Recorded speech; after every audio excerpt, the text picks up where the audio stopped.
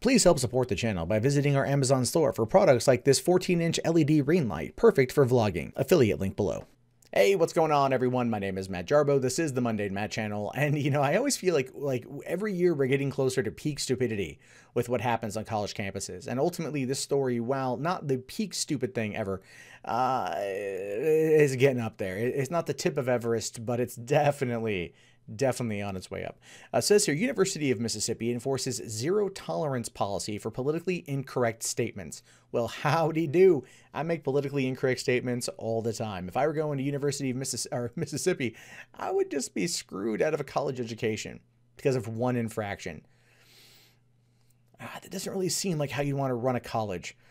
So it says here, the Supreme Court's 1999 Davis ruling held that an educational institution can be liable under Title IX for ignoring student-on-student harassment that is so severe, pervasive, and objectively offensive that it effectively denies an education to the harassment victim. Now, the thing is, that's a very good ruling to have. If you are going to a school and somebody is constantly stalking you, harassing you, making your life hell to the point of where you cannot get an education, then yes, that is the definition of harassment. That does need to be dealt with. And if the college doesn't, then they should be held liable. But this is not that. This isn't that at all. This isn't like, constant ongoing harassment. This is one time. Once. Right? Like we're away from the 3-strike ruling and getting into the one time and you're out. The University of Mississippi has no patience for such caution. It reserves the right to punish students for a single statement that someone finds offensive. Ooh, I wonder how much of this could apply to social media, right? Or things said off campus. And as we've learned from kids who go to college that have been booted out for things done off campus, it probably does very much apply to that. Now, Inside Higher Education reports that the taxpayer-funded institution's outgoing general counsel crafted the zero harassment or the zero tolerance harassment policy and believes it will survive constitutional scrutiny, even though it appears to deviate from what lawyers and free speech experts consider the norm. Well, we're seeing this stranglehold right now on free speech. We're seeing an absolute stranglehold on it to the point of where something like this is crafted. Now, last week I reported on a guy who is being sued by the state of California, or well, being charged by the state of California for leaving 5 incendiary messages on an Islamic center's Facebook page. Right? He wasn't calling for violence against them. He was heavily critical, but the state is going after him for this content. And that's one of the reasons why I'm like, no, this is a free speech issue, should be one that is heavily discussed and heavily debated.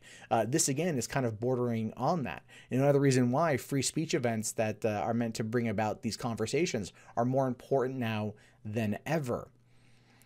Saying here that it's not clear why the policy hasn't drawn apparent scrutiny before, as Lee Tyler claims the bulk of it has been in effect for nearly a decade. His aim is to stop the university from becoming liable in the first place by extending the adverb effectively, as in effectively deny a victim access to university resources to its breaking point. Saying here that some people would say you can't punish a one-off racial slur because it's not pervasive. Effectively, my position is to stop them from doing it again and again before it becomes pervasive. Tyner expressed frustration that most legal scholars have interpreted past cases to mean that colleges can't interfere until they would be liable. He called for some smart analysis on this issue that would help institutions find that wiggle room, saying you've got to be able to cure the hostile environment before it's created. But at the same time, by just trying to cut it out, let's look at this as more of a cancer thing. If this type of behavior is cancerous, which it ultimately would be in my opinion, trying to just cut it out may not always work. You may miss a trace of it. Also, it could come back, and it usually tends to. These kind of things are dealt with over time.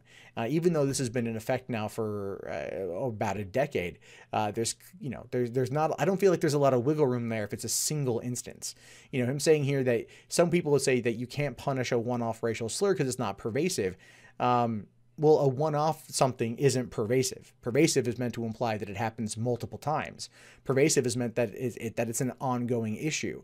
That a pervasive problem doesn't mean like, oh no, I slipped on some ice outside one time. That's not a pervasive problem if only one person has done it. So yeah, there's some wording problems there. So it says here that Tyner says this policy is approved by the Foundation for Individual Rights in Education, and indeed the university has both an overall green light rating, policies nominally protect free speech, and the same rating for all of its individual policies, all of which were reviewed by FIRE last August.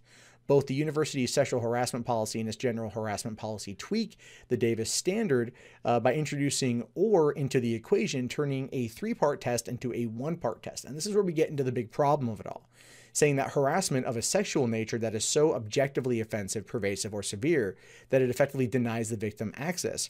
For conduct to violate this policy, the conduct must be more than merely offensive. It must be so objectively offensive, pervasive, and or severe that if repeated, it would effectively deny the victim access. So as you can see, that or severe does mark it down from the 3-part to just the 1-part. It is at that point kind of like beauty. It's in the eye of the beholder. And that is not good.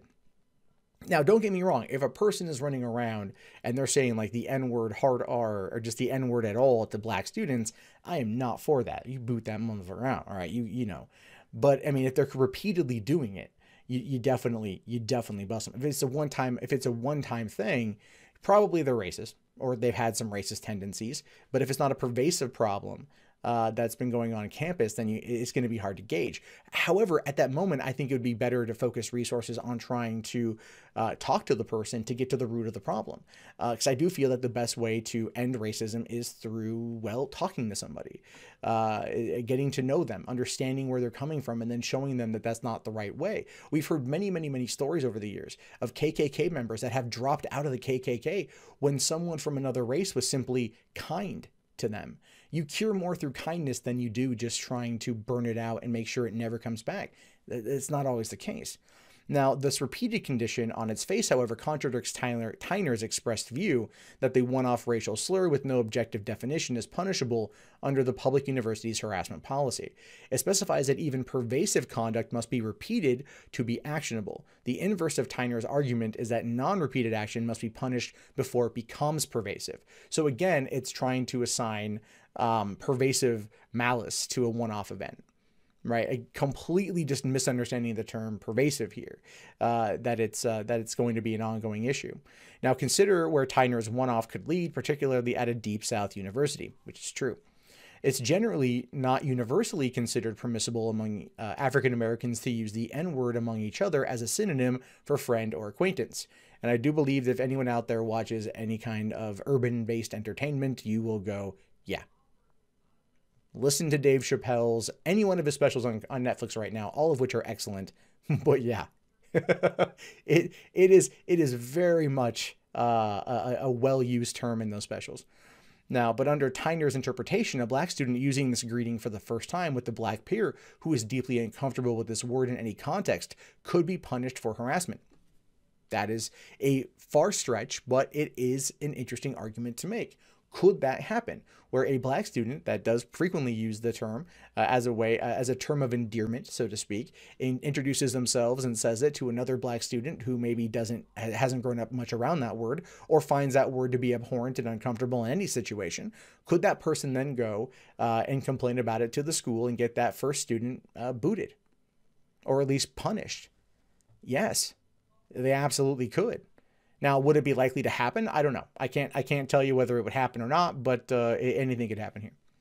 Now, let's hope the university's next general counsel reviews exactly how this policy could be weaponized against campus minorities, not just white students on Halloween.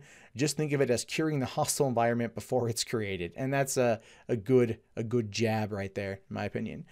Because the whole idea here is about trying to stop it before it becomes a thing, right? Catch the cancer early, cut it out, chemo it out, whatever. But that's not always the case, and that's not always going to be the case. And that's something that I do feel ultimately is an issue here.